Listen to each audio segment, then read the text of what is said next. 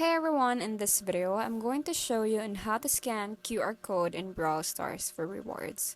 So first thing you're going to need to do is just open the application. So let's tap on that. So once you're in here, you just have to log in your account using your credentials. And then after that, just tap on this three horizontal lines at the top right corner. And from here, you can see multiple methods to add a friend. So you can tap on your QR code and you let your friend scan your QR code, or you can also share the invite link. So to scan a QR code, you just have to tap on add friends, that with plus sign and the green color.